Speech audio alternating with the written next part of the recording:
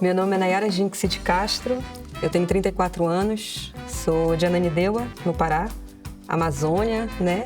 Mas de uma outra Amazônia, né? E eu falo desse lugar, sou uma mulher lésbica até então, não sei o dia de amanhã, sou geminiana, sou remista, sou do axé, e eu acho que são coisas que vão moldando o meu trabalho, a minha carreira. Eu costumo dizer que eu sou professora, porque eu sou formada em artes visuais, e quando eu pensei em fazer vestibular, eu estava no meu último ano do ensino médio, assim, tinha aquela cobrança, qual o curso que tu vai fazer?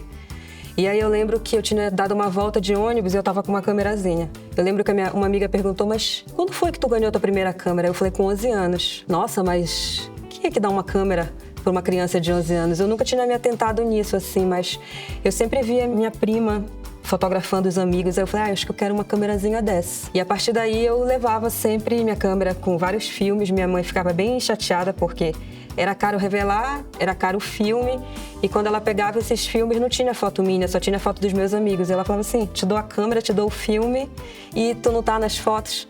Mas eu fotografei a minha infância e depois eu ganhei uma Cybershot. Minha câmera sempre foi minha avó, minha mãe, uma coleta para dar o equipamento para mim. E aí eu lembro de uma foto que eu tirei na Boulevard Cartilhos França ali, que é uma foto clássica, que praticamente eu acho que todo paraense que passa nesse semáforo, na virada do Ver-o-Peso, tem uma foto dali. E aí eu lembro que quando eu olhei a foto eu falei, nossa, isso daqui, quem sabe, né? Só que tudo era muito caro. Era os cursos de fotografia, um final de semana, R$500. Eu falei, porra, já moro longe. Tenho o dinheiro da passagem, preciso do dinheiro da merenda. Eu falei, não, mamãe não vai querer pagar. Aí, queria ver o que tinha mais fotografia na carga horária. Vi jornalismo, vi artes visuais em um lugar, depois vi em outro. Aí, quando eu pego as artes visuais e vou brincando com tudo isso, eu vou expandindo, né? Tudo que eu posso fazer, a linguagem de como me expressar. Então, quando eu vou encontrando outros artistas, seja um cantor de brega, seja um ilustrador, eu vou vendo de que maneira eu posso também trazer isso um pouco para mim. Antigamente, eu fazia minhas críticas aleatoriamente nos meus stories, sem ter um fundamento teórico, por exemplo, da pesquisa. Até o momento em que eu conheci um amigo que é historiador e falou assim, tu sabia que no século XIX tinha um fotógrafo que fazia os cartes de visite aqui e que vendia a Amazônia, na época da Belle Époque? Eu falei, quem é? Aí eu descobri, Felipe Fidanza, fui pesquisar. E aí isso foi modificando totalmente o meu jeito de me relacionar com tudo. E que além de eu ser uma mulher negra, o meu corpo tem o peso de uma coletividade, ou seja, eu sou negra e também carrego muitos nomes, né? No sentido de que tem outras pessoas negras também ao meu lado, pessoas indígenas também.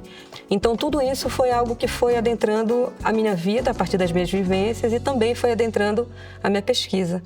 Eu, antigamente, não tinha preocupação nenhuma em colocar uma legenda genérica na minha fotografia.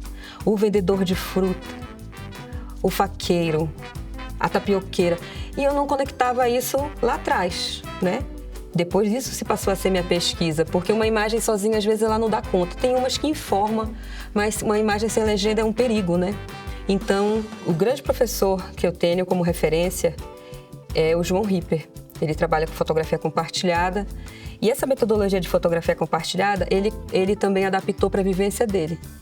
E aí, quando eu pego essa metodologia e tento fazer ela dentro do Ver-o-Peso, pegando o nome das pessoas, a gente sempre anda com um caderninho. Qual é teu nome? Qual é teu apelido?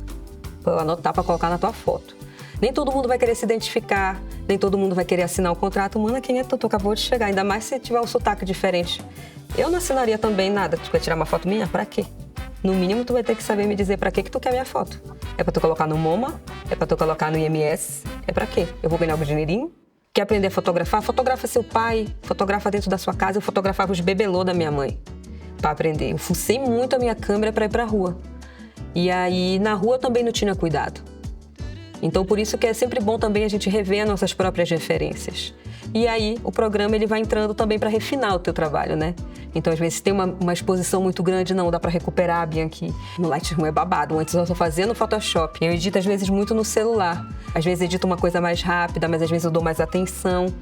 E aí, a gente sabe, né, que quando a gente tem um cuidado maior, a gente vai enxergando outras coisas na fotografia e trazendo, né? A edição, ela pode trazer, pode salvar muitas vezes a foto. Parece cozinhar, assim, a edição. Tu vai colocando um pouco, vai tirando, aí tu experimenta, vai fuçando, vai aprendendo esses programas, todos os programas. O início do meu trabalho, mano, eu fazia cada atrocidade com as minhas fotos, que hoje eu peço até desculpa para elas, porque era muito HDR. Colocava meu nome assim, Nayara Jenks. Hoje em dia eu penso, não precisa disso. O Ver-o-Peso, ele é um país, né? Com a sua própria língua, sua própria cultura, sua própria culinária, suas frases, as pessoas. Tem um momento que tu chega lá e tu fica doido.